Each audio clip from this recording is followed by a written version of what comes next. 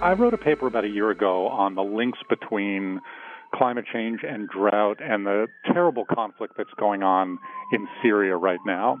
And it turns out the Mediterranean, Syria, Iraq, the Tigris and the Euphrates rivers region, is suffering from a very, very severe drought, a drought that climatologists argue has already been influenced by climate change.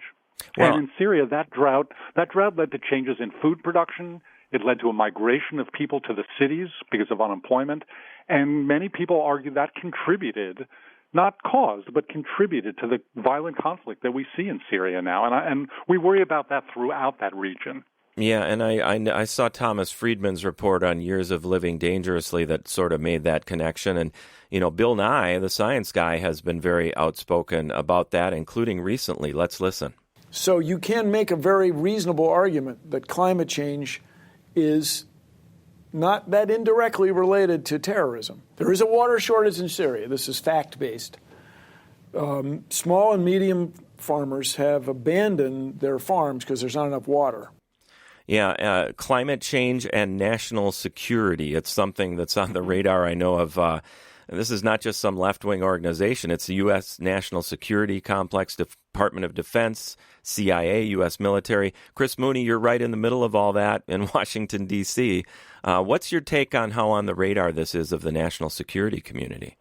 That's been a growing theme, and I would say the last 5 years, maybe a little bit longer than that. I think that basically what's happening is that if you really take a holistic look forward at how the world is going to change and what kind of problems that's going to create, which is what, military and intelligence strategists need to do, then it's really, really hard to not think about the big trend in the background that affects everything, which is the changing temperature and how it will play out in every region. So this has become increasingly on the radar, and I think it's almost sort of a consensus matter now that this has to be part of military planning. It's also, it affects directly military installations. If you take sort of the Navy, they've got bases in coastal areas, right? They got to deal with sea level rise themselves. Peter, is this something that national security experts, military planners are reaching out to scientists on? Is there a dialogue going on there? Yes, absolutely. So there is still some climate denial out there. There are some people who either don't understand the science or who choose to ignore the science or choose to dispute the science. But the job of the military and the job of the intelligence community is to understand in an honest way the threats that the country faces. And they've been actually, as Chris has said, very straightforward about trying to understand what climate change will mean for their own operations and for security threats overseas, like this example in Syria, which clearly has an influence on U.S. security in the long run.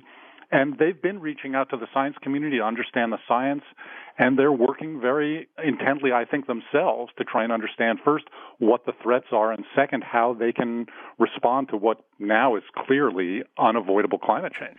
Climate change and resource instability as a result of it isn't necessarily going to cause terrorism or it's going to cause sort of horrible events to happen, but it's going to be a significant factor in places that are already very politically unstable. The key issue in the long run is going to be the influence of climate change on worsening things that may have otherwise already been happening.